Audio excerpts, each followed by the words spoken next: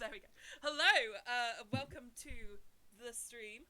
I will just make sure that this calls on the right tab. There we go. Hello, welcome everyone to KFPL Season 2 Week 2 stream of a game between Seb and Tuck. I'm joined by Baron Von Fabulous. Hello.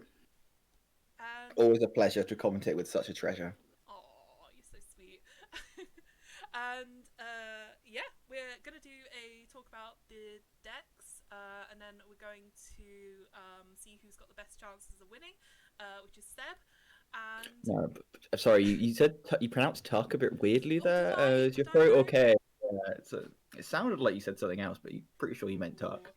Well, we'll see about that. This is an interesting matchup for both of us because Seb and I are both on Team Archimedes, and Tuck and Baron are both on Team Screech Bob-omb. Indeed, we are. It's an equal level of bias, I hope. Maybe. Yes. Um, but, I mean, it should be very obvious that Seb's got an advantage here. Oh, I am quiet. Okay, let's boost me up a bit. There we go. That should be a bit better. Okay. I also think Tuck is going to win, but I think putting bias aside, I think that the match seems very even. I think both players have got kind of not similar decks, but decks that can kind of like definitely get one over on the other player's decks. I think the ban choices are going to be interesting. Yeah. These are two players who, we're all in Discord server together. We are all friends, and therefore we do know each other's decks quite well. We've been practicing with each other, helping each other out, kind of like get ready for our games. Which is, we've decided kind of gives us more benefit than negative in cases like this where we play each other. It means that players are very familiar with each other. We play each other every week. We practice with each other. We train with each other, and means that kind of like we can know what each other are planning on doing and know what these decks plans are. Yeah, so hopefully we'll be able to talk about them with some kind of authority. Hopefully, yeah. We'll I was always told I shouldn't be trusted with authority. Well, we'll see how it works out. So let's flick over to some decks, shall we? We'll start with Tuck's. Tuck is playing Kavushaloy Spawn of Aerodent, Sorrow of Vapid Zone Boulevard, and Z who gratuitously exposes the moon. Kavushaloy is my deck. It is indeed. Yeah. In my notes, I simply have ask Kate for about this deck, so that's exactly what I'll do. Okay, so Kavoosh is a very kind of weird rush/control counter deck. The big feature of it is 9 creature Arise and Dis. Almost all of those creatures have play effects, so it ends up being quite brutal when you slap those all down at the same time. There's a lot of archive and draw in Logos to set it all up, and there's a decent amount of amber control as well in the Mars. The main counter or issue that this deck has, that the board control is extremely light. So it won't play well into those board heavy matchups like Saurian, for example. Yeah, I mean, you've got, say, like a 3 Fates, which, you've got relatively small creatures off the board, apart from kind of like, you've got some bigger ones in Dis, and like a Tunk, and some Ixaly Marauder. Are they the 9-power ones? No, they're the not. Capture ones. Yeah, so, hopefully you can use that to great effect, but yeah, outside of that, you're not looking at great creature control outside of a 3 Fates, a Strange Gizmo, and Irradiated Ember, I've seen in this matchup does work a lot more than I would necessarily expect it to. I seem to, whenever I play against this deck, seem to get hit by Irradiated Ember. But like, how do I get hit with Irradiated Amber of all the cards? But there we go. Yeah, it's a bit of a sleeper hit. Mm-hmm. Okay. Most definitely. Okay, so Sorrow of Vapid Zone Boulevard. I think the big thing that you look at here is not one Dark Ember Vault, which many people would agree would argue is a broken card that is made too powerful, but in a second one as well, just for a little bit of funsies. This deck can go off as a result. Oof, it's brutal. That's every time you play a mutant, of which there are 8, so not the most mutant heavy deck, but that's potentially redrawing 2 cards a turn, 2 cards each time you play one, giving them +4 power. So suddenly your Citizen Tricks, which is already pretty good at 3 power, Exalt, Steal 1, suddenly is 7 power, Exalt, Steal 1, and draw 2 cards. Which is very, very nice. And you got a modest number of mutagenic serums there with 2. Mm-hmm. Not the optimal amount, but a good amount nonetheless. So you're able to utilize those superpowered mutants very frequently. Yeah, I think that the big thing here is actually you kind of notice that it has 7 artifacts too. So if you can get through one draw of this deck and still be in the game, I think at that point you're very likely to win that matchup, because then suddenly you're gonna have both your artifacts down. You're gonna have so many ways of drawing cards, gaining power, gaining ember, and just at that point you can kind of start to bowl over your opponent once it gets up and running. That looks very oppressive. Mm-hmm. So, Tuck's third deck is World of Clyde's deck. Mm-hmm. I don't know a lot about this deck. So this is an archetype that Tuck's a big fan of, which is the Cincinnatus Rex Spiral. So Cincinnatus Rex, obviously a very powerful card. If there are no enemy creatures destroy Cincinnatus Rex, it's really bad until it's fight. You may exalt Cincinnatus Rex if you do ready each other friendly card, not creature, card. Which means you say when you have 2 golden spirals, both golden spirals are readying 2. If you can get bored of this, would say any of your 6 other soaring creatures, or 7 other soaring creatures, excuse me, you're going to be giving your opponent a bad time. And that's kind of what this deck does. It tries to set up for that big saurian turn. It's got some good draw and logos, not the best draw you'll see, but with stuff like Tautau Vapors, Edai for archiving, Hyde and Bellum, if you can get them going, and Igor, really good in this situation, you can get there. And then with the Dis, you've got some good ways of just slowing down your opponent to again get there. So you've got your Draining and Festering touches, 3 Fates, Orb of Invidious, all good ones just to kind of slow down your opponent, let you get to that end game where you're hopefully pulling off that Cincinnatus Rex Spiral, and just hoping your opponent doesn't have mass amber control, which can be problematic, as you well know, for this kind of deck, Cage. Oh yeah, absolutely. It can be a problem, especially if you don't read your opponent's deck list. Mm-hmm. But I think in this case, both players will be very familiar with each other's deck lists, and I don't know if Seb does have any mass out of ember control. I didn't really look in my notes and notice any, but if he does, that could definitely make things harder for this deck of Tux. But if not, this could be an early choice for banning if he doesn't have a way to deal with that massive amount of ember it can produce. Okay, shall we have a look at Seb's decks then?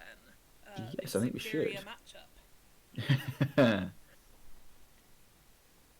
Okay, yeah, I've got them open here.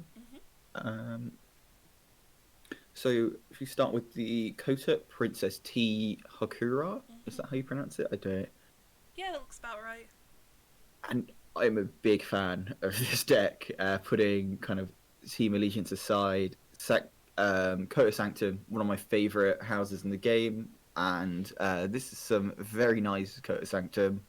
Numquid the Fair, one of my favourite cards, just a great kind of like, if your opponent starts to get a bit out of hand, suddenly you play Numquid the Fair and just like, right, I'm going to get all your wards first and then just destroy exactly the creatures I want and leave you with you kind of like rubbish creatures and us on the same number of creatures is really, really nice.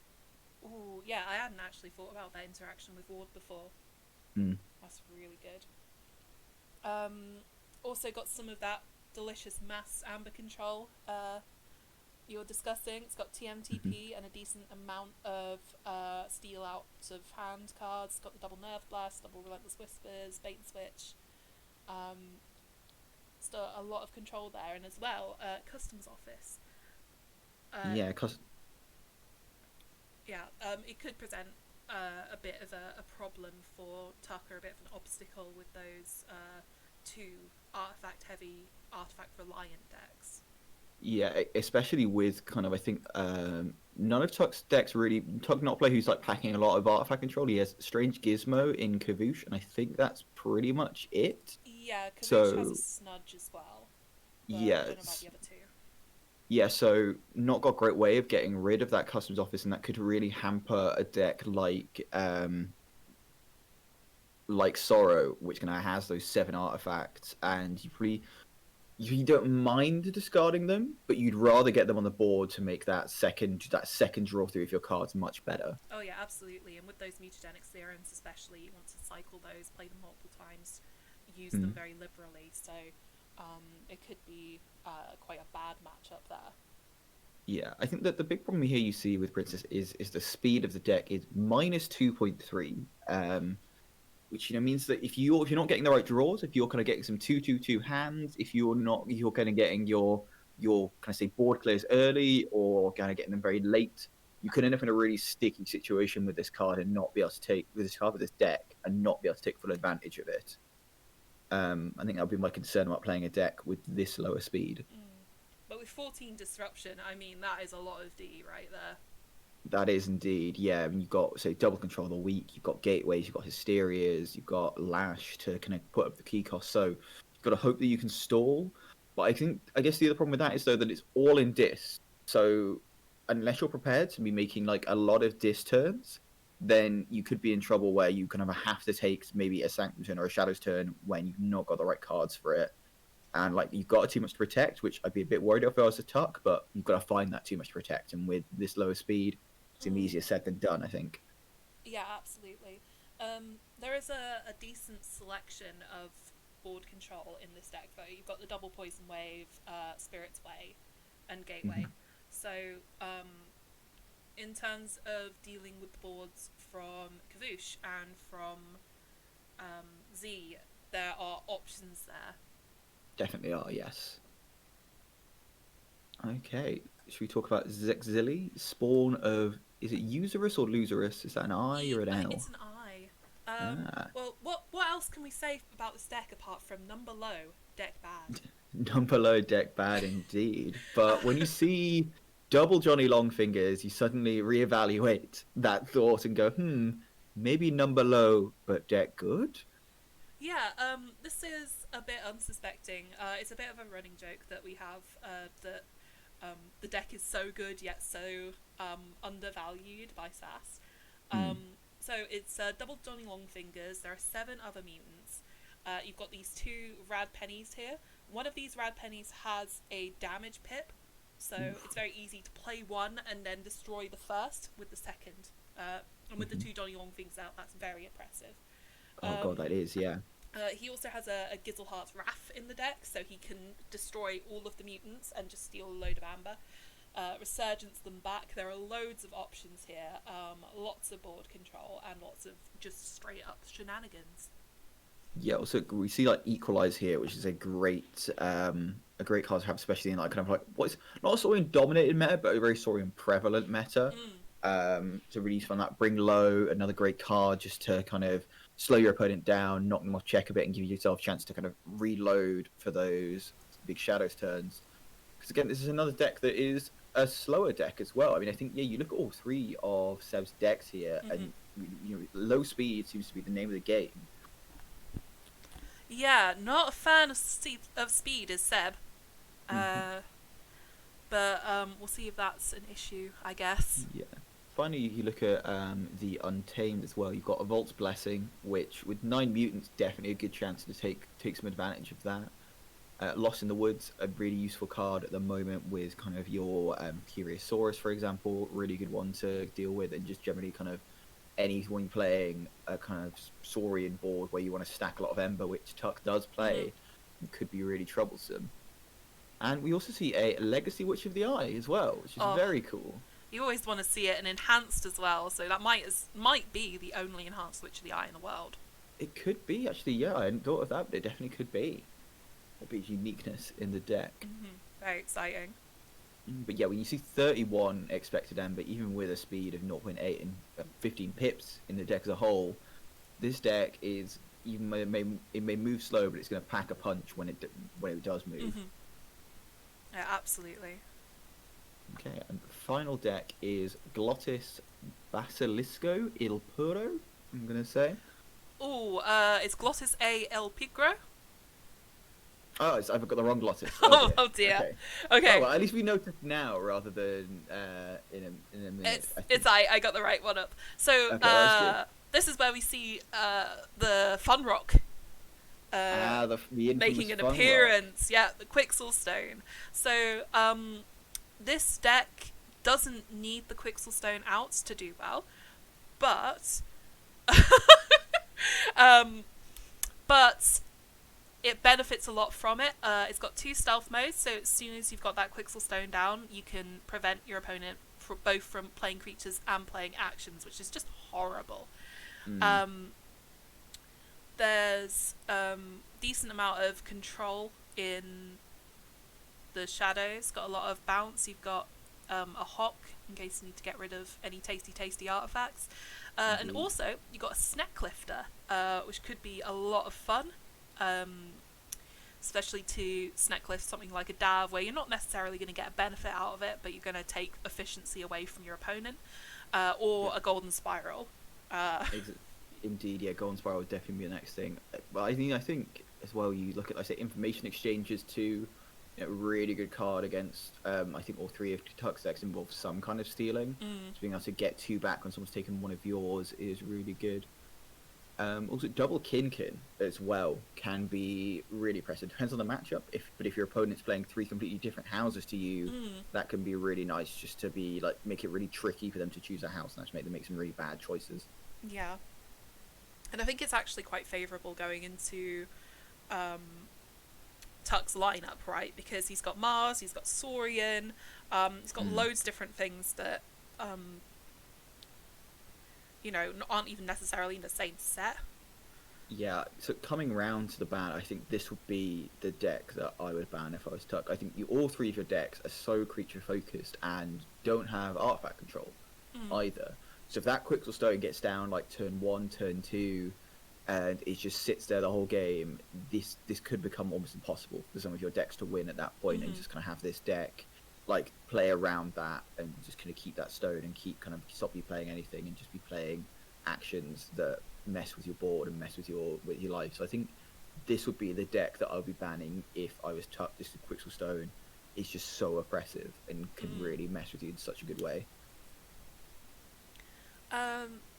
Thinking about the inverse, with the sheer shenanigans of Sorrow, I guess if you got a lineup that is a bit slow, is not necessarily going to pull into your answers that quickly, Sorrow is the ban that you go for, because that's the one that's most likely to hit its answers most quickly. Like the speed with 2 dabs is insane. And then you just hope for the best against the other 2. Yeah, I think if you're Seb as well, you've got to be assuming that Glottis is going to be banned here, because you look at these 3 decks and go, no artifact control. All 3 decks have like around 20 creatures. He's not going to want to play into a Dav, and yeah, I think we'll probably ban him and ban accordingly to that. But I would agree, Sorrow, yeah, it could be a really nasty one. And the only thing I would say is though that you have got getting the name of it briefly. You've got Princess, which can deal with Sorrow pretty well. That getting that customs office down, it's very good at that, at kind of stopping those artifacts coming down. And Glottis as well has some good artifact control too in the politic. I know I'm looking at the wrong Glottis again. It does have a hawk. Yeah. So I think you maybe want to leave Sorrow. I could also see Z who could truly expose to the moon. You've got stuff like Lost in the Woods and good ways to deal with those Saurians. Maybe Kavusha Loy could be the one being banned. Seb well aware of how deadly that deck can be, and could be kind of like wary of that kind of running over a game. But it is coming up to game time. I think the players should be ready pretty soon. We should be ready to join battle and see fantastic. which team is truly better, and then find out that it is Screech Bomb. Oh, I don't know. Screech Bomb is like kind of like gonna definitely be rooting for my boy Seb, who's in the best team, at least the best team in Yorkshire. And I'm going to be rooting for Tuck from Screech Bomb, which is, a multinational team of culture and distinction, not limited by location and such petty tribalism. Yeah, I mean, we do have the UK's current reigning Vault Tour champion in our team, not to, brag or anything, but, at least you've got achievements. I mean, I've won a Prime Championship once, a while ago. What's the thing? I didn't make it into the KFPL, but I won. Yeah, in real Keyforge, I'm great at real Keyforge. I'm just bad at computer Keyforge. That's my story, and I'm sticking to it. Well, yeah, it's coming up to the time that we can see Seb win. So let's check in. Is the game up? I don't believe it is. I'm not seeing it if it is. Let me... I can't see now. I'll drop Tuck a message and see. Yeah, see if they're ready. Ready to... I'm asking if they're ready to rumble. Okay, so, people in the chat, what do you think the bans will be? What do you think will be the favourable matchup?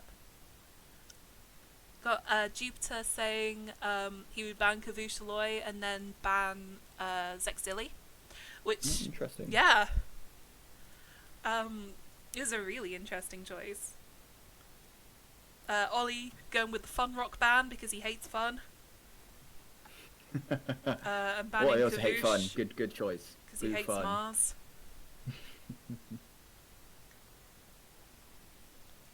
Yeah, that poor Fun Rock. It deserved so much better. But we'll see what the ban is. I'll just flick over to here.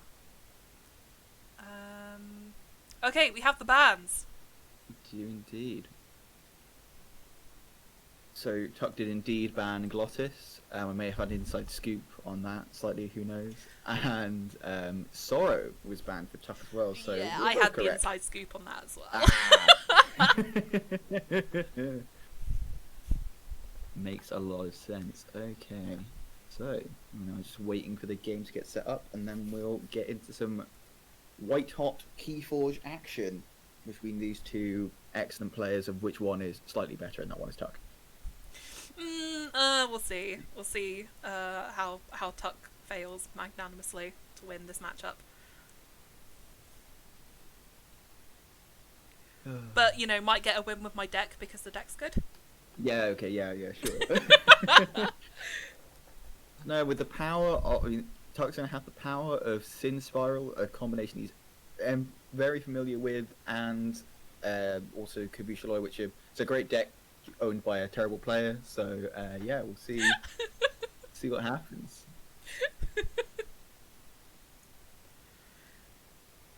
But I can't be too mad at Seb because he is my friend and has a Nump with the Fair deck, and I can't be mad at Nump with the Fair. It's such a cool card.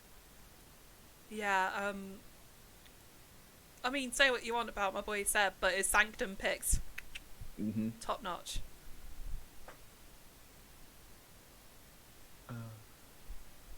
It's Coat of Sanctum. It's just it's so beautiful. Yeah. Right, here we go. The game is up, so I'm gonna hop into that. I'm gonna have to look up what the password is. I just tried all the usual ones. Oh, there we go. That is an unusual password, but one that does represent everyone's feelings right now. Indeed, it does. Definitely, yes. Okay, I'm just waiting for Tuck to hop in, and here he is. We are ready to go any minute now. Alright, and I'll just make sure I'm on the correct scene. Oh yeah. We have different scenes we need to upgrade our stuff on. People don't have a different scene. I just push play and see what happens. Yeah, man, Okay. it's stressful. It's less stressful than it was last week, but it's still good. It's still good. The decks have been selected. We're in the game. Tuck is on the top of the screen, and he's playing Z, who gratuitously exposes the moon. And Seb is on the bottom of the screen playing Zilly, Spawn of Usurus, as we've now confirmed. We are seeing the pleasantries between the two players, have fun, etc. from Tuck. And We can't say yes because streamers can't.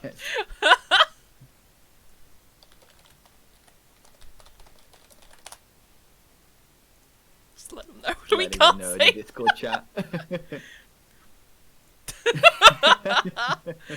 Alright, streamer chat is on, but they're good to go. Okay. So I don't know if you saw this matchup being tested. I did not know. I wanted to keep fresh, keep myself as a blank slate for whatever is about to happen. Okay. So my assessment of this is that it's pretty much a coin flip. It's whoever gets all of their stuff first. Ooh, commune off the bat from Seb. Very nice opening play there. Oh, that's what you want to see. And we see a jam from Tuck, but he gets an Igor to start with. Going to be good. Nice to filter through the deck, trying to find the cards that he needs to set up that big combo potentially. And discards Orb Invidious and 3 Fates. I think, yeah, 3 Fates going to be less useful in this matchup. Not many big creatures in Zixili that you're going to want to hit with that. Plays the Thorium Plasmate just for the Ember. You have to wonder, what did he get with the Igor? What did he get that he did not want, an Orb of Invidious or a 3 Fates? I think the Orb of Invidious is a pitch anyway in this matchup, right? As Exili doesn't really reap, it's all about getting the destroyed effects from the creatures. Seb is already up to check. Indeed, that early Dark Wave hitting the Igor. Good to get rid of it, had a discombobulator on too, so being able to stop the steal could have been a real problem for Seb and get rid of that. And we see the Rad Penny hit with the Twin Bolt, get back in the deck. Generally good to try and get that back in the deck as early as possible. You know, you don't want it to be kind of like a Rad Penny out later in the game when your deck's only like single figures of cards long. You're seeing it a lot. You're just kind of like getting that back in early means it could now be at the bottom of the deck and a much happier place for it to be. Oh, and the early Resurgence discard, that is not a great thing for Seb to have this early in the game, but I guess he could wote it back if the wote lives. He could indeed, but I think the Witch of the Eye living is give me something that Tuck definitely wants to avoid. General rule of thumb in Keyforge is burn the Witch. You cannot stand for one to live, and Witch of the Eye is a particularly egregious one. I think when you hunting Witch is the kind of the most kill-worthy Witch, but Witch of the Eye a close second, I would say. Against return a card from your discard, very powerful effect. Yeah, especially at this point where that commune's in there, Seb's on 0 amber, getting that back is a moot point. Yeah, because we see the Gleeful Mayhem and the Draining Touch to clear away Seb's board, and we see the Rock Grub there and the Malison coming down. And Fangs of Gizzleheart purging a Malison, probably not something you would have preferred to have hit with that. Not the best card. Probably would have wanted to hit, say, a Saurian later on, as a member stacked on it. But still a good card to get rid of. And we see the Grey Rider coming down. Did you also get a server error message, or was it just me? I did, yes, actually. Okay. But I can't. I'm sure it's fine. I think it may have been from Equalize not having any Ember to redistribute the thing. And we do see that first Golden Spiral come down along with 2 Perfectus Ludos. And Seb's deck here not got the best way of dealing with these Ludos. You know, we've already seen Fangs of Gizzleheart come out, which is one of the ways of dealing with it. Lost in the Woods we've not seen yet, but outside of that, not great ways of getting this Perfectus Ludo. So if they can sit around and we can see and Sinister Rex come out shortly, it could be a bit of trouble for Seb here. Does Tuck have it? We shall see shortly. Also playing the Finishing Blow just for the Ember there as well. Could have been a good one to keep, just to be able to destroy a creature. Especially with like both Ludos being out and a pretty easy way to get damage on. I would have been definitely tempted to do that, but Seb also played this deck in this matchup a lot more than I have, so I'm going to trust his judgment here. We do see Saurian, the house chosen.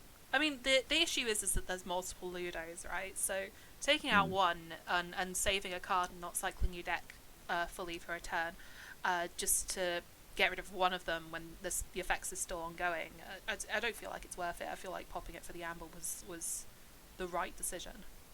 Very true. And, you know, we also say, we kind of said in the deck chat that this deck isn't the fastest at the best of times, so I think definitely a deck where you don't want to be holding onto cards very often. And we do see the Centurion Stenopius come out, and I think they're going to took a little bit of time on that turn there. I think maybe some trepidation, thinking there is that second Fangs of Gizzleheart running around here, and you know if that goes off there, that Ludo is not doing anything because it is exiled it's purged rather than destroyed. So that Ember just goes straight into Seb's port. But we do see Seb already onto 7 Ember on his second key. Yeah, it's like Zilly going stupidly fast, as usual. Yeah, and which for a deck that hasn't got the best speed is I'm going to say like surprising that you've kind of got to this level of Ember this quickly, but with 31 expected, I suppose it should be as much of a surprise to many people. And we see Infernus purging the Dark Wave thanks to Gizzleheart just to knock him off the check. Not the best this turn here, but definitely getting rid of some important cards there and knocking Seb off the check. But he gets straight back on with that Vault's Blessing onto 6 Ember now. Does Tuck have a response? So Seb already going for the counterplay against the Cincinnati Rex. Unfortunately, the Ardent Hero is a concern for the Cincinnati Rex. This is very bad, yeah, because this means that Tuck can use the Cincinnati Rex as many times as he wants now, because obviously Ardent Hero doesn't take any damage from Cincinnati Rex. Tuck can just go pretty much infinite on his Ember here. Well, he gets 2 before the Cincinnati Rex potentially dies. Very true, yeah, but with 4 other Saurian creatures, then he's going to be stacking up a healthy portion of Ember. George does note in the Twitch chat that it's a bold choice to exalt this highly when Seb has 2 tempting offers in his deck. It is, but I would imagine what's going to happen here is we're going to see the Sinister Rex die, and then the Ludo, because of the Ludos, all that Ember just goes straight back into the common pool. And yeah, I mean the Ardent Hero is going to survive, obviously, but I think we're going to see Tuck ending up on a very large amount of Ember at the end of this turn. And interestingly, didn't go higher on the Ember there. I'm trying to work out what the reason for that is, because there isn't any mass Ember control in Zigzilly as far as I'm aware. No, not in control terms, really. He's just got a bit of stall with Bring Low and the Miasma Bomb, so... Well, I don't know why he didn't just go... There's 3 Ludos, so... he can only reach them rule twice. Of 6, yes, of course. Right. Oh, I professional Keyforge commentator, I swear. Yes. We read the cards. And there we see we use that tempting off with that Centurion Stenopius going back to hand.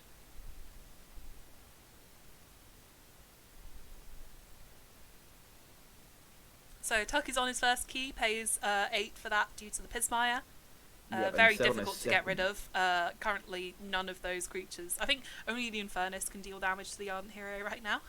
Indeed it can, yeah. It's a really good one just to have. And especially with that Grey Rider next to it means that you can just start kind of like fighting down those Ludos.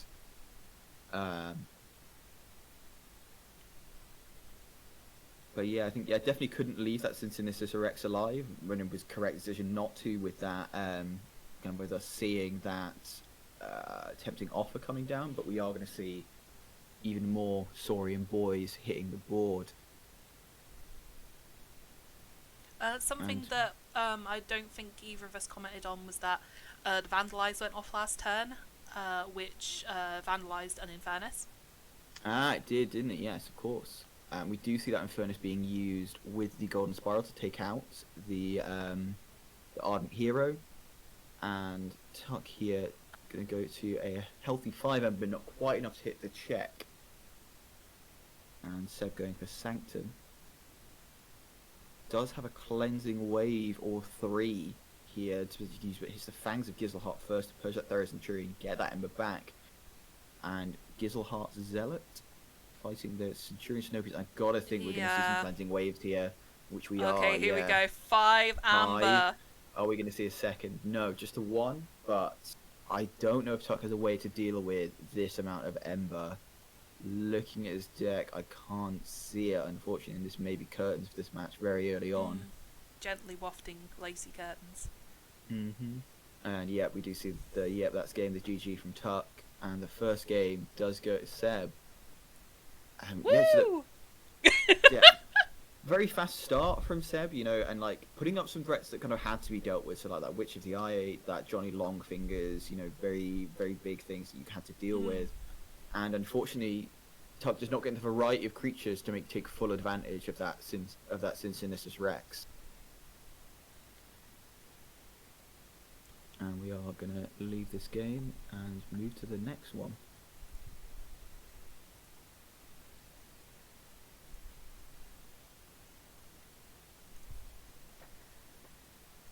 So, having won with Zexilly, Seb moves on to Princess, as Glottis was banned. So we do have that Kota control deck coming down. Be interesting to see if Tuck switches to Kavoosh. I'd certainly like to see that. I think it's, for me, I'm generally a switcher. I'll generally switch to my other deck just because I find that mentally it helps me by kind of going, okay, I've just lost with this deck. I want to play a different deck now. I want to kind of clear away the cobwebs of this loss and play something else. But there's also logic here in that, like, well, I need to win with this deck at some point, and I may as well stick. But Tuck has switched, and we do see Kavoosh Alloy in the hands of Tuck. Hell yeah! Against Princess. And I imagine this must be a matchup that Seb's played once or twice, with both of these decks being Archimedes decks, but one of them being the hand of a Screech Bomb.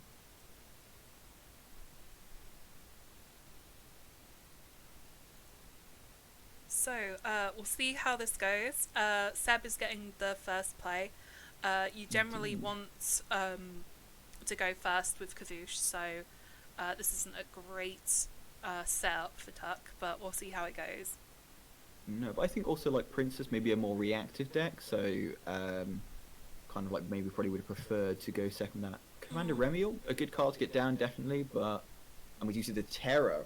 Really nice to get early on, get that cheeky 2 Ember. Brilliant. And getting these play effect disc creatures out really early is what you want from Kavoosh. Indeed it is. The whole game plan is about destroying them. Gormavom, just takes out the Terror and a Raiding Knight to capture one, and another Raiding Knight to capture the second. And oof! Oh dear. Big turn from Seb here. Oh, this is looking bad for Kavoosh. This is already a hefty board that Kavoosh is going to struggle with. But we do get the LA into the Time Traveller. Ganymede Archivist and Lab Work. Lots of cards coming out here. Oof, though, clearly drawing into any Logos cards there, though. We gotta think that... Now, here's the interesting thing, is you've got to think that maybe he's drawn in some Mars cards here. Irradiated Ember could be a big threat to this board. That could take out a lot of creatures. I think you can't really play around it if you're Seb. Got to just kind of think, well, if it happens, it happens. But, I think that's maybe what Tuck's got to be hoping to have here. Shatterstorm as well could kind of like forestall somewhat, but got to be really hoping for that. Also, Three Fates could do some work as well. We are seeing, though, the Mars being chosen. Ulik Megamouth coming down. John Smith. Yeah, this is a pure cycling play. The Red Planet Ray Gun and Azizix the Many. Oh, it's my boy. But this is a very bad start for Tuck and a very good start for Seb. And going to Shadows here, so must have a very nice Shadows turn if not going to just kind of reap for 6 with Sanctum here. Yeah, I imagine that he'll want to shut down some of this Mars. And he is going to do that by hitting the John Smith. Not even going to steal with it, just wants to deal the 2 damage, plays the Silver Tooth, and reaps with it.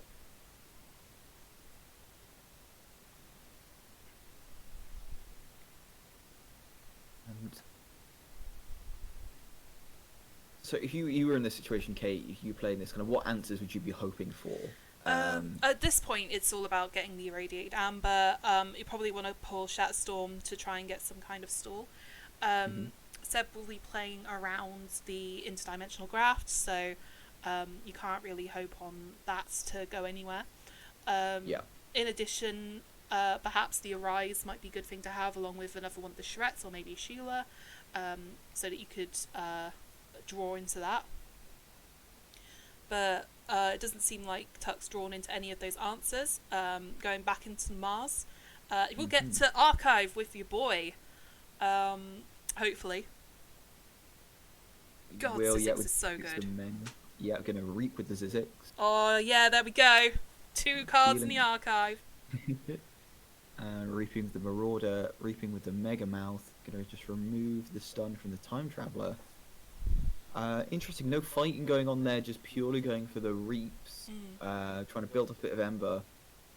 I know maybe been tempted to say it's difficult fighting with the Zizix because there's not really that much to fight, but maybe would have been tempted to hit the Silvertooth, get one thing off the board, just kind of like there's less reaping going to be able to go on here with the Remiel, and this big guy to hit the Silvertooth. The Silvertooth does fight the Zizix, and I've got to think you're going to see. Interesting, the fight on the Zizix here, and we do see the Raiding Knight fight the Zizix, giving that 2 of that Ember back to Tuck. And then just going to reap out with the rest. Does he chance going past 6? He is going to go to 7. Would he go to 8? He does. So maybe just thinking, if he hits me with the graft here, I'm happy to give him, 2 Ember for that. Would you see the Shatterstorm? Oh, with 5 Ember in Tuck's pool, that's brutal. Maybe that was kind of the reason for the Raiding Knight hit, maybe, in thinking that just, if he has to hit me with a Shatterstorm, at least he's going to destroy 2 of his own Ember too. Does fight the Raiding Knight with the Tunk. Maybe should have hit the Raiding Knight with the Tunk first, and then play the Ether Spider. Yes. Unless he has another Mars creature here. It still doesn't make sense to order it in that way.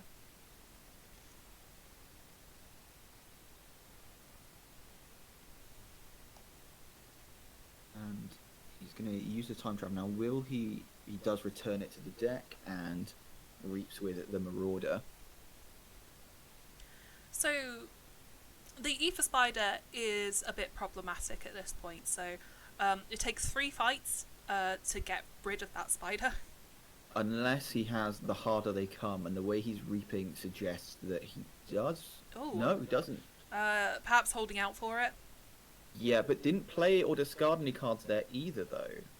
Just did the reaps, so I don't know what he has in his hand here, but it's got to be something pretty spicy. Let's have a look and see what it might be.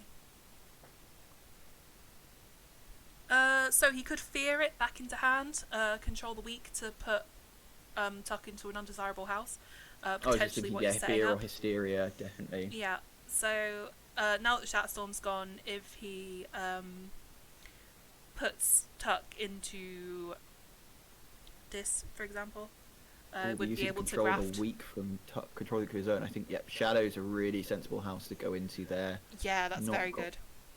Yeah. He has to play that too much to protect just for the Ember.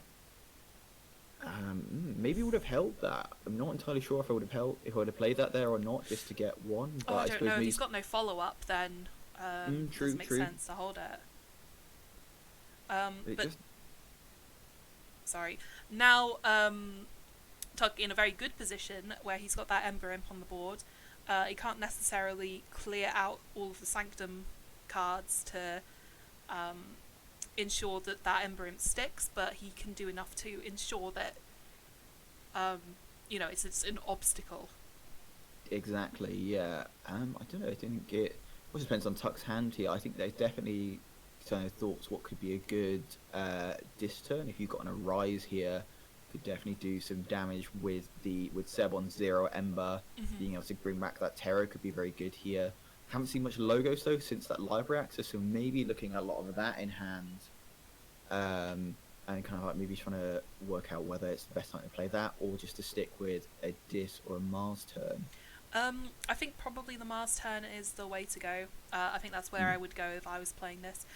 You get a good fight out the Tunk, you can use the Mega Mouth to snudge a Remiel to hand, kind of clog up Seb's hand a little bit. Yeah, I'd be maybe tempted to just use the Master of 2 to kill a Remiel, to be honest. I don't Master of 2 wouldn't be able to kill a Remiel. You'd be able to fight and kill one. Yeah. Sorry. I'm just thinking about the reaps. Everyone always thinks about the reap and forgets that sometimes you just want to punch someone in the face. Okay, so as you called it, it's Logos' turn. Got a lot of boys down. Look how thick that board is. Yeah, but you've got to be concerned about, say, the gateway to Dis here. And, has Seb been kind of holding that, thinking we haven't seen any Dis coming out so far. We definitely could be seeing something like Hysteria or a gateway, I think. And we do see the Hysteria. Not what Tuck wanted to see here. Control the weak into Mars. Interesting choice of house. And we obviously the charrette to take him off of check. I guess the Mars here just doesn't got anything to take Seb off check. I don't believe in the Mars. I suppose is Psychic Network ready creatures? Yeah, it's ready That's the only creatures thing. only, so Yeah, it's not able to do anything right now. and we've already seen the Shatter Storm, of course. So all Tuck can really do is play out the creatures again. Can indeed, yeah, and we are going to see that. At least the Ether Spider's back out with not a lot of recourse. Yep. And we are now going to see Seb pick Sanctum. Put that. Oh, and of course, the Numquid have returned as well. So he gets to pick off two of those Mars creatures and play down those 3 Commander Emils once again.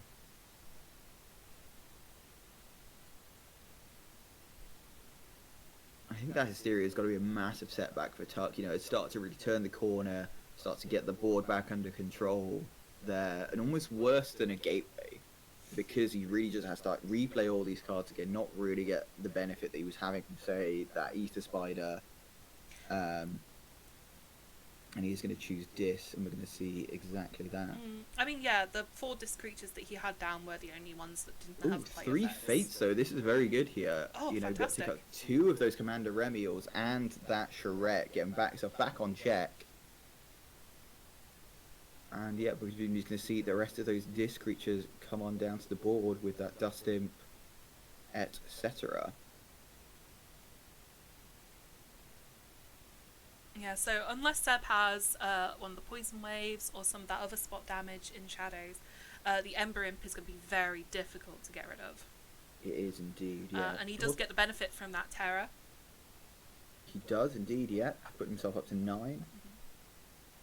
And we've already seen the TMTP, so very safe in doing that too.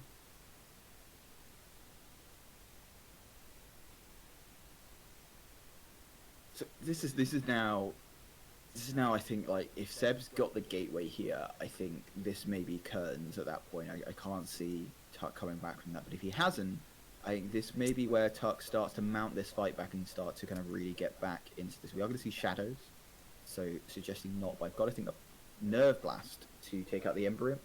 Gets that Silvertooth down. Gets another Silvertooth down. And just going to reap with both here. Does reap with both, yeah. The thing is, the Gateway is kind of what Tuck's waiting for, right? Because the big burst you get from Kavoosh is from the huge Arise. Exactly, yeah. So he kind of does want that to happen. Yeah, so we're going for Dis from Tuck here. So yeah, Dust Imp to fight into a Silvertooth. I think maybe Reap with a Master of 2 to take out the other Silvertooth. Yeah, get that Reap effect off.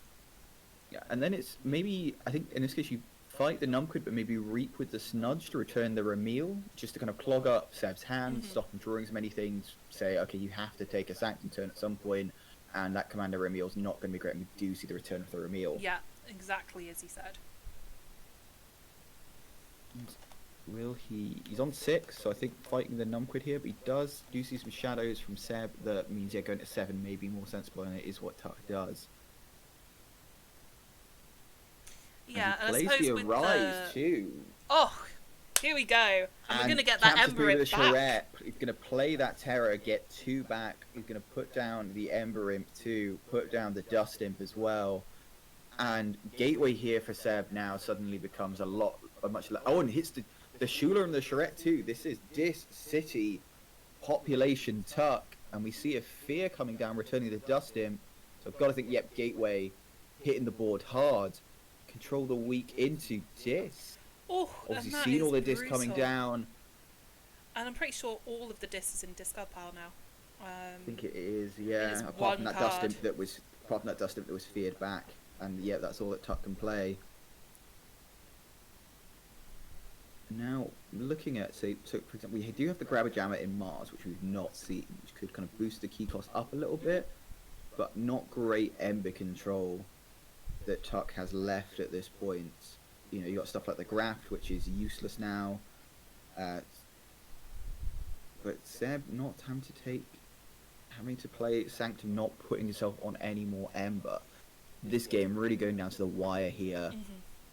Tuck does have a lot of logos in his hand, though. Of course, never played logos after that. Hysteria does have, say, for example, those Ganymede Archivists, that Titan Librarian, such and such. May have to just play that. I think so. Unfortunately, there's a lot of dead cards in that Logos now. Strange Gizmo and the IG are both dead. They've got sloppy lab work as well, so potentially that's going to be very good to cycle.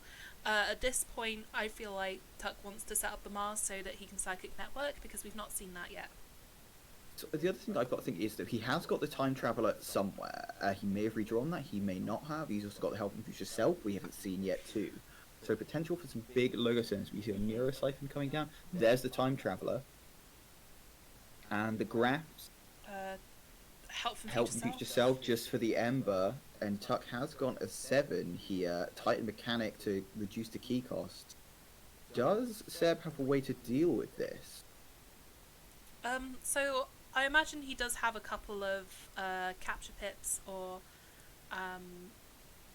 no, he's gone into... No, I think this may be it, because you see the Charette's already gone, the Arise is already gone, and Tuck has won that game. Yes! An absolute nail biter here. You know, a couple of times, to be honest, I thought Tuck was down and out, but play to his outs really kept on going, and I think Seb just kind of running out of steam towards the end there and couldn't quite close it out as we take this to our third game. And Tuck just edges that win with Kavushaloy's Spawn of Aerodent. Exceptionally good game there. So we are going into game 3. It will be Z versus Princess. So Seb will stick with this deck, and Tuck will switch back to the deck he used in game 1. Indeed, and yeah, this is going to be...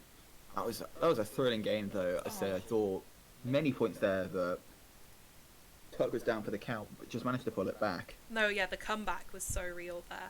Got just enough stall out of those Mars turns to ensure that he could set up that Dis-Arise.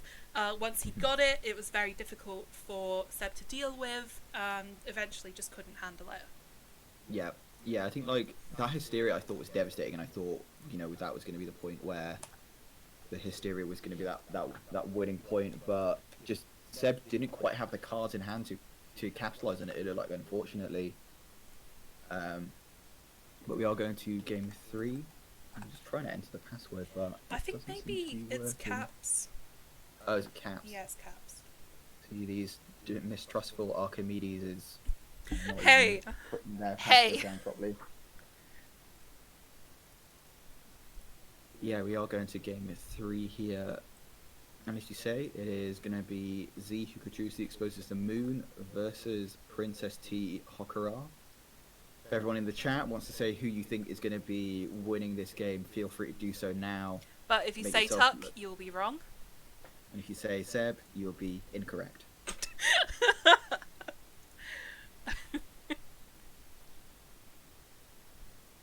And we see Go Tuck Go from the my very impartial co-commentator Callum SLZ. Clearly a Seb supporter there. Indeed. And here we go.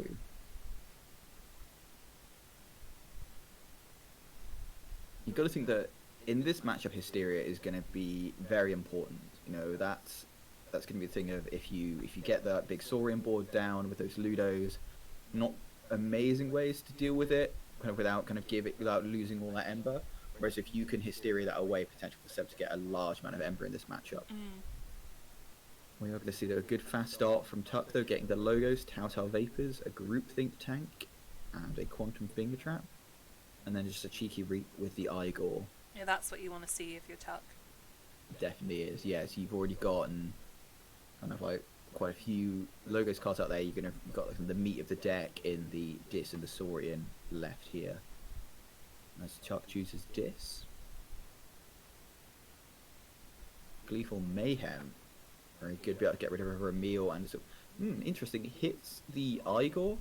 Maybe it would have hit the Groupthink Tank, leave the Igor alive, and you're going to do 2 damage to the Groupthink Tank with that 3 armor. But Tuck going with the Igor going to its grave, and chucks out a Rock Grub and a Malison. Also plays the Orb of Invidious, which is interesting in this matchup. I'm sure he's Yeah. tested it, but I would have thought that the Orb of Invidious would have been a boon for Tuck more than it is important for Seb's deck. Yeah, I think maybe wary of, say, Commander Remiels, being able to reap and kind of get benefit from that, being able to stun them is quite good. But considering, yeah, not the most creature heavy deck is Princess, and I think Tux definitely is more so, I'm surprised by the Orb of Invidious play, I must say. And we do see that Urchin come out, putting Seb onto check. Student Seb onto check. And we're going to see the Saurians come out there and pick up the archives, so must have a fair few. Tri-Syrian Legionary. Is he going to award maybe the Malison? Or maybe the Legionary himself? I mean, considering his end goal, I would probably put it on the Legionary. Oh! It's a group think tank, and we see the Thera Centurion comes down, just going to capture one. Imperium, now there you go, warding the Legionary and the Thera there, but Seb is going to get the first key. A running theme in these games, Seb's generally kind of getting the earlier keys, Tuck leading a bit of a fight back, but Mind Bob hits a hologramophone. I can't make Tuck's going to be too disappointed by that, to be honest. I imagine there are much worse cards in Tuck's hand that could have been hit by that. And we see the control the weak into Saurians by Seb, I suppose. And we've seen Tuck just play Saurians, thinking probably not going to want to play Saurians again.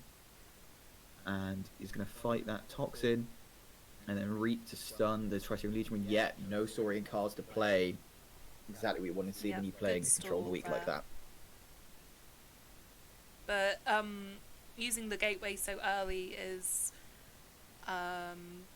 definitely not great for Seb, considering the speed of his deck was so low anyway. He now has to deal with those chains. Yep, and also the fear as well being used too, that could definitely have been helpful down the line, but I suppose just knowing that Tuck definitely not going to be playing Saurian a third time in a row here, so that's just going to be sitting in hand a little bit longer. And we see the Infernus. Oof. And what's going to get purged here? The Control the Weak and the Mind Bob. Yep, I think that makes sense. Maybe would have had a temptation to hit the Gateway, but I think those are maybe the Gateway over the Mind Bob, just in case. I mean, Seb's deck not the fastest, but he does get back round. You want to just reduce his chance to kind of destroy everything in the late game. But we're going to see Igor being exhumed and throwing away a Harbinger of Doom and a 3 Fates. Yeah, very sensible discards. And Tuck just rifling through his deck here, and I think now with only 12 cards, you've got to think we're going to start to get to the meat of the deck. He's definitely going to have, say, those Golden Spirals in hand. He's going to probably be drawing that Cincinnatus Rex, that Centurion Stenopia, those kind of cards pretty soon, but we are going to see that Relentless Whispers to destroy that recently revived. I don't destroy the Infernus, actually, I tell a lie. I thought it was hit the Igor, but it was a Nerve Blast and then a Relentless Whispers on the Infernus. You can see logos, Hyde and Vellum. Are they brothers? Are they lovers? Who knows? All we do know is that their art is the correct way around. It is. And yeah, I'm just going to see some Reaps and some Quantum Finger Traps to move. Oh, he's ruined it. He has. But no, you've got the Tri-Syrian Legion Wreath, you've got their dinosaur friend in the middle too. And the Spirit's Way is going to destroy a few creatures there and allow the Commander Remiel to come down. You've got to think that Tuck now must be kind of drawing towards that big combo. And the Spirit's Way, another card you maybe wouldn't have wanted to use this early on, you would have wanted to use it later when you've got, say, those Ludos down, say, those Thera Centurions down. And I think Tuck got to be kind of maneuvering to a situation he's relatively happy with here. I think potential for a Logos turn though. The Vellum is down, can archive a card, can kind of use a Seismo Tangler to stop Sanctum being used, for example, and getting that Reap, and just can keep building up, or might see a Saurian turn to get those Golden Spirals down if they're in hand, is what I'd be expecting here. Yeah, it'd be very unfortunate if he didn't have at least one at this point. Indeed. And we are going to see logos. And we see an E-Die put down here. Archiving something. It is a mystery, just quite what though. And the Discombobulator on the Igor, very good, they're stopping stuff like that Nerve Blast or that Relentless Whispers being hit. Velem's Archive and Seismo Entangler to stop that Commander Remio Reaping and puts Tuck onto 7. We obviously see the Arise hitting the Succubus and the Toxin, Lash Broken Dreams coming down, Control the Weak. I gotta imagine. Oh, into Saurian here. That is a surprise. Yeah, I would have. Well, I guess would- if he puts him into Logos, then he Seismo Entanglers the Toxin, so he can't use it. True, but I think maybe even Dis could have been the house I would have chosen. I just think like we haven't seen Saurian in a little while now, and I would have thought, I would have been quite happy just to kind of like delay Tuck getting down his combo pieces a turn. And Tuck not exalting the Centurion here. I think this is smart. I think he's maybe anticipating that Seb could have a Hysteria, kind of waiting. Going through a lot of the deck here, haven't seen it yet. Also probably the reason that Thera Centurion has been warded.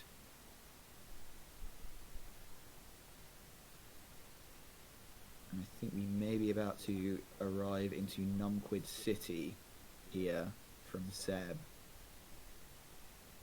As we see both the Ramil and the Toxin stunned for the Reaping. And we do hit Numquid City. As, yeah, I can imagine we're going to see that ward popped on the Thero. And I think, yeah, just going to be seeing all of those Saurian boys meet their ends. And Blinding Light, well, Saurian would be the house. Yeah, completely stunned board there for Tuck. This is rough, and harder they come to purge the Thera Centurion too. This is really bad. Yeah, that's a very good hit for Seb there. Yeah, now kind of like that control the weak into Saurian making more sense here too. You know, just kind of Seb having the answer there and the Numquid the Bear ready. We are going to see that Infernus come down. I've got to think, going to purge something with some Ember Pips, maybe control the weak. And the Relentless Whispers. Maybe would have hit the Blinding Light over the Relentless Whispers if it were me, but that's all Tuck does. Just hits that Infernus. Brutal. I've got to think maybe had more I can't think what most would have had in hand. So I would have thought maybe just wanting to build up more Saurian to kind of hit that Sinister's Rex turn.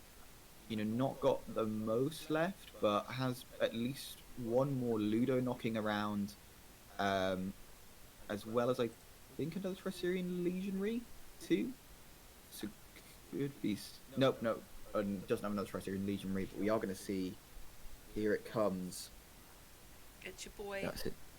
It is your boy Cincinnatus Rex, and I think we're going to see Seb's board being demolished here. But is it going to be too little, too late?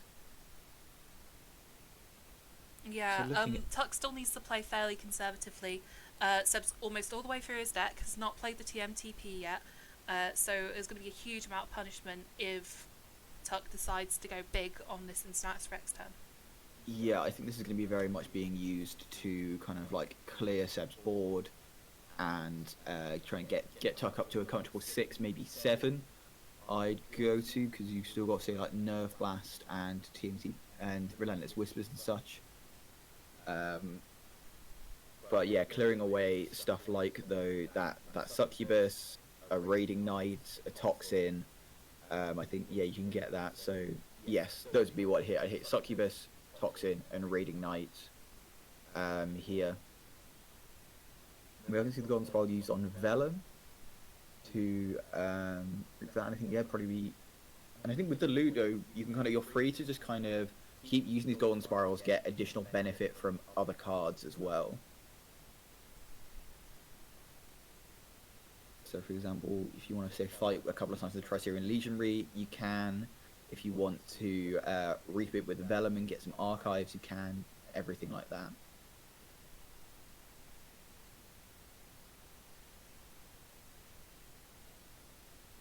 Conventionally, Cincinnatus Rex used to kind of like generate large amounts of Ember, but it can also be very useful for a situation like this, where you just need to clear away someone's board, reset, get yourself in a stronger position. I think that's what Tuck is going to be using it for here.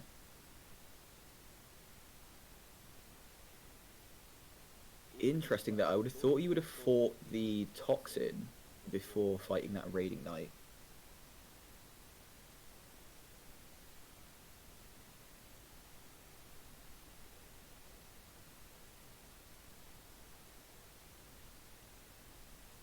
I guess maybe he didn't have any interest in getting too high up on the amber and then leaving that tasty target to get his Styried. I think he still could have fought one more time with it after that. I may have lost count though. And we are going to see, yeah, that too much protect just for the Ember. And, yep, Seb is going up to 6 here. I don't know if Tuck has a response to that. We have seen an E-die, but it has been reshuffled. He's going to go Dis. Maybe he's gotten another Infernus back. Festering Touch to clear away the remnants of Seb's board. Object of Doom, and that's the game. Oh, just couldn't find an answer there at the end. No, unfortunately Spiral Rex not quite enough to get Tuck back into this. And you just see a lot of that Saurian that Tuck really needed to win this was kind of buried right at the bottom of his deck there. You didn't see the Spirals, didn't see the Sinitus till really late on. Which just allowed kind of Seb to kind of like keep control of that game, get off to an early start, get those early keys, and Tuck just unfortunately didn't quite have the response required to it. Yeah, fantastic set of games. Both very good players, very great people to play with. Yeah, we have some joking kind of rivalry here, but obviously both Seb and Tuck very good friends of both of us. And you know, we were overjoyed to see them both come through the qualifier into the KFPL, coming through that qualifier. And also there was like, while there was some kind of like sadness them being in the same group, because you know you don't want to see your parents play against each other, we also knew they were going to put on some really good games like we've seen today, so very excited to see it. Yeah, and both players saying at least we don't have to do that matchup again now. Yeah. Depending whether or not people place well in that group. But yeah, a really great set of games. Should we see if they want to come and speak to us on the stream? I think we should definitely ask the question.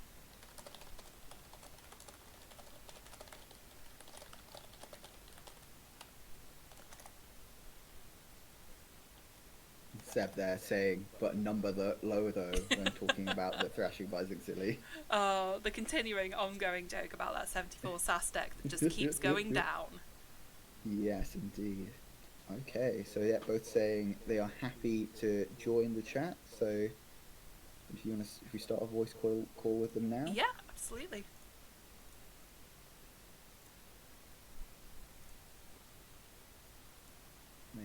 The phone is ringing. I feel like I'm on Who Wants to Be a Millionaire. Hello. Hello, this is Phone a Friend. Now we have Karen from Yorkshire here saying, she narrowed down to two answers.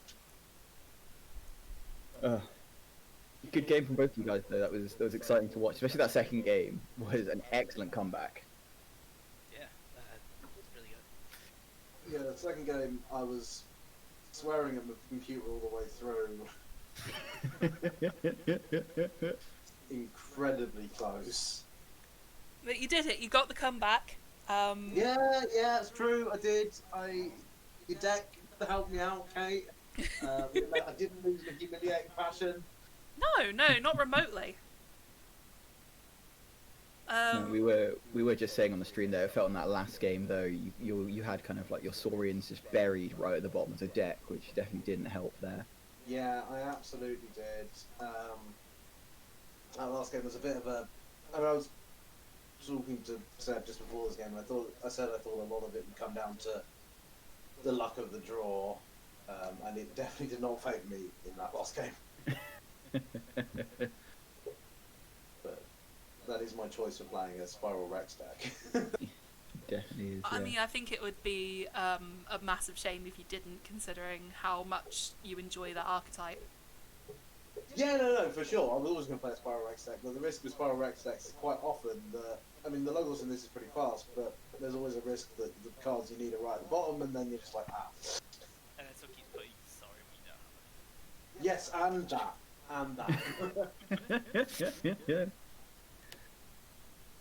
Yeah, No, the control there and that third game was brutal, and it was in the second game as well. We were looking at some of the control the weak choices and thinking, oh, what is that about? And then immediately kind of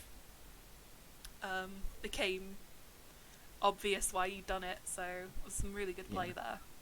I was like, Seb, an Archimedes player clearly has made a wrong choice here and is a fool, but then you were indeed not a fool. Continuing to prove that we do have the best team in Yorkshire.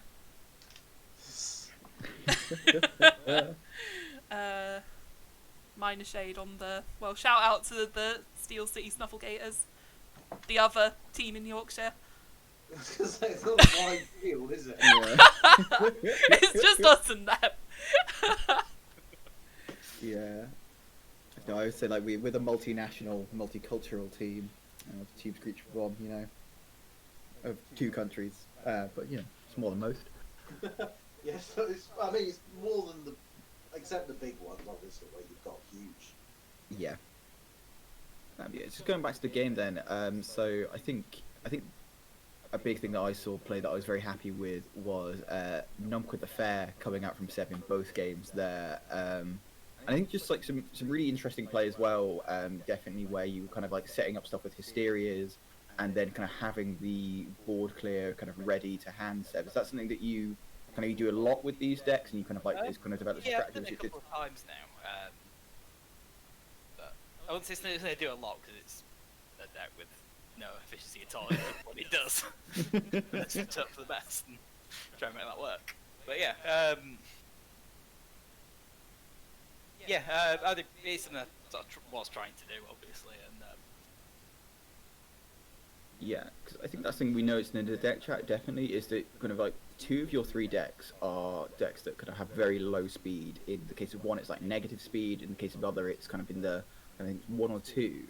it's So 0.75, I think. Exactly, yeah. So It is was that last time I looked.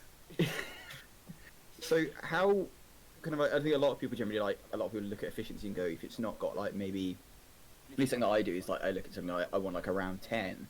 How do you find like playing around decks that have that lower efficiency? Is that something that you do a lot and that you generally think that like efficiency is overrated, or is it just the decks as they came up this time?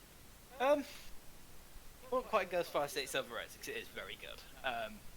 But I do generally prefer to just have decks with 36 good cards rather than cards that's like, okay, just try and draw more of the good cards. Sometimes works. Sometimes Yeah. So kind of a question to both of you here. In terms of your ban choices, kind of like what was your choice for? What's the reason for your choice of ban? Guys, we'll go to Tuck first. Kind of, 'cause I think I know the answer to it, but yeah, why did you choose to ban the deck that you chose, Tuck? I mean, the simple answer is that all 3 of the decks I brought to this rely really heavily on creatures. As you saw, they rely on flooding the board and either doing a load of stuff or just getting a load of amber from being played. And I couldn't risk the Quixel Stone in Glottis because the minute that gets played, I don't have much artifact control, and it just completely shuts down my game plan. Yeah, I think that was the thing we said that in the pre-chat was that you know that fun rock while fun is not fun for you in this situation. Yeah, so same question to you, Seb. Why did you choose to ban Sorrow? Not the highest SAS deck of the 3. In fact, the lowest SAS deck of the 3. It just seemed the most likely to get out of my control. I don't have loads of artifact control in my tried. I do have some, obviously, like there's the Gormin, Princess, and Lottis has a little bit as well. But it's still, even if I didn't have that at the right times, it just seemed the most likely to be, okay, he's just got a massive board I can't quite deal with at this point. I'd probably just lose now. Because obviously with that, with the double dabs, it's something like the 3-power creatures are 7, and you're like, oh, okay, I can't fight this. And I don't have my gateway. Yeah, definitely. So, it's a question to both of you again. Are these the decks that you expected to get banned, kind of like in your practice and in your testing? You know, where you think, yeah, I probably think Sorrow or Glottis is going to get banned, or were you surprised by the bans? Yeah, pretty much expect him to ban Glottis for the reasons that he said he banned Glottis. Yeah, I thought there was an outside shot that Seb would ban Kavoosh. Because one, it is, I think, probably I'm going to be honest, I think probably the best of the 3 decks I bought. And two, because it can fire in a way that is very, very difficult to come back from. But I guess that's also true about Sorrow, right? And I was pretty sure it was going to be either Sorrow or Kavoosh. I wasn't expecting Z to get banned. Mm-hmm. And question to you, Seb, about Kavoosh then. Obviously, this is a deck that's owned by my erstwhile co-commentator, Kate. Is this a deck that you've played against quite a bit? And have you played at either of your decks against it quite a bit as well? Kind of know how it works a bit more. Yeah, it's definitely one of the 3 that I've played the most. I did play Z at a Prime, but that was just once, and then I played a little bit of the practice for this. But yeah, obviously with Zixley being my go-to deck at the moment, I've played that matchup a few times. And yeah, I think when you got Zexilly, when I got Kavoosh, I was playing it quite a lot, so I think it is a deck that most people in our local community are familiar with. Yeah. And the Kavoosh Zexilly matchup we have done quite a few times.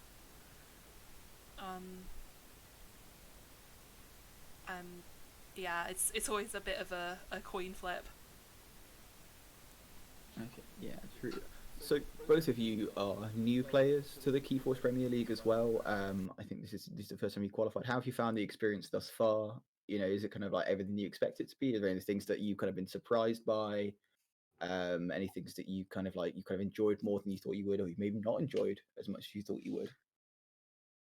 Well, I've not been enjoying being in the group with 2 people I know very well. That's not been fun. I suppose it technically could have been worse though. But yeah.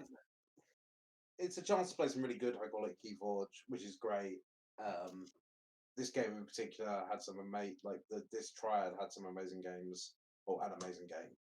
I won't necessarily say the other 2 I didn't win were amazing games. They were good. But I'm not gonna lie, even with the sort of help that I've had from the UK Keyforge community, borrowing decks, etc., I feel a little outgunned at times. I think it's a fair reflection on it. Yeah. Yeah, it's one of those things where I think this morning I was recording a commentary with Callum, and we were looking at, say, Demat 96's decks, and he has a 91, a 92, and I think an 86 SAS deck, and you look at that, and you're just like, oh no. This is a lot. And I know obviously that there's borrowing. They say we've been very clear that borrowing is encouraged, and that they want to see the best decks in the world, and I really like that idea. But I won't lie and say that I wouldn't have preferred this if it were adaptive, or even just, to be honest, straight Archon. I think Triad is really hard to find a lineup of 3 decks that, even with borrowing, that are really good. And I suppose it's also decks with your play style as well, because that's something that I think Kiwi mentioned in our post-game chat with him after that game, was that he felt that kind of like that was his experience of Adapted 2, where in the case of Hamburg Atlanteans, they've got 6 players in this, which, you know, is a nice problem to have, but it's a problem all the same if you're trying to find good decks for each of your players. Yeah. And yeah, I would agree. I think it's quite tricky to find a triad, particularly a 3 different set triad, right? Because it's not even like if I could have brought 3 Cincinnatus Rex decks, I probably would. Maybe not. Maybe I'd have brought some Mars bullshit. But I definitely would have chosen to bring 2 Worlds Collide decks. Yeah, it would have been very on brand for you. It would have been, yeah. It would have been exceptionally on brand for me. I keep looking for an MM deck with a Legacy Cincinnatus Rex. Start calling you Cincinnatuck Rex. That's what we need to change your name to. I mean, it's not. We say that. It's also not. It's not favoured me very well so far in the KFPL. This time it did turn up this time, but the first ride I had, I think it turned up right at the end.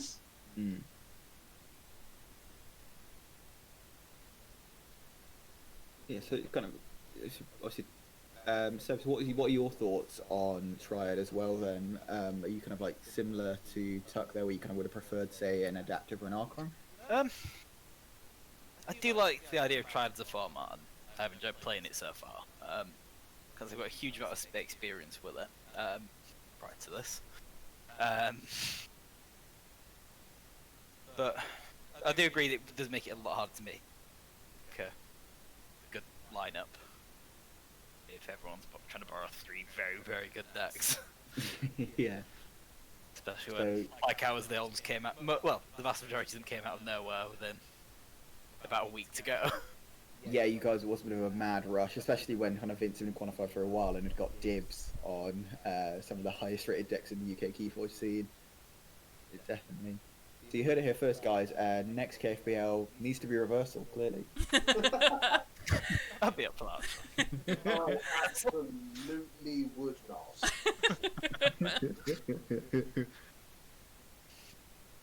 No, I think you have it surprise Archon/reversal. Some weeks it's Archon, some weeks it's reversal. You've got to have a deck that you can do both with. There you Isn't go. that called Tesla? I feel like that has a name. Yeah, but Tesla's more regulated.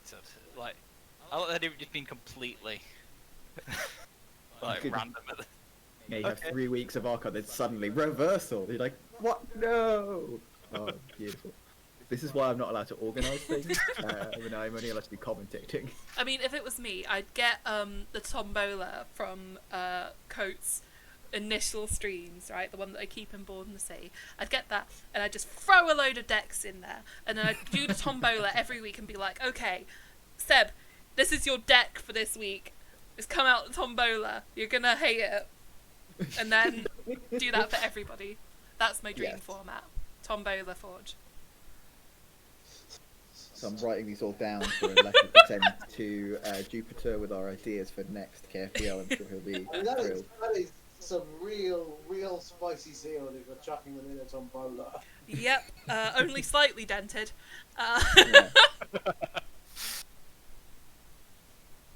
It's how you check for authenticity. They have to have a dent in. Yeah. What do you mean marked cards? No.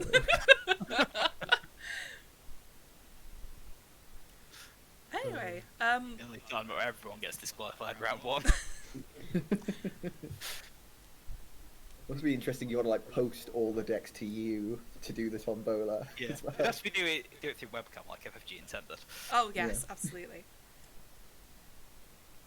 Yeah, that's weird. I haven't played physical Keyforge in so long now. It's going to be strange going back, isn't it?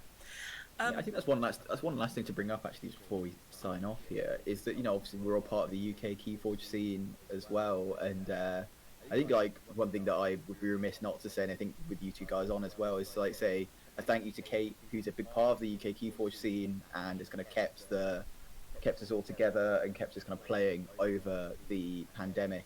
So I would say really big appreciation of that, and I'm sure you guys share the same sentiment. Oh, absolutely. Yeah, definitely. I did not make them say that. Please release my children now, Kate. Like, you did lend me the best of the triad that I'm bringing, so I feel maybe that's an obligation. But yeah. Yeah, that was a really good set of games. Really enjoyed watching it. And looking forward to the next few weeks of games. Yeah, hopefully I'll get a win next week.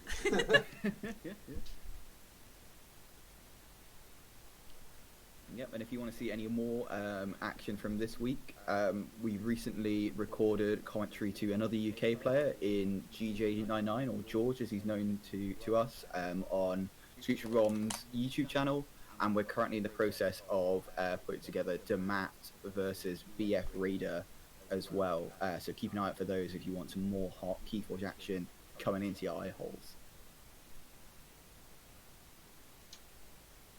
Yeah, I definitely want a bit of that. Given, the ongoing situation where people can't go to shops and play. Mm-hmm. Indeed. Great. So this has been really fun. Thanks guys for jumping on the call with us. No worries. No worries. And yeah, I guess this is us done for a week. We'll see what we get to stream next week. Indeed. But otherwise, yeah, thanks everyone for watching, and we'll see you soon. Thank you very much. Cheers. Bye.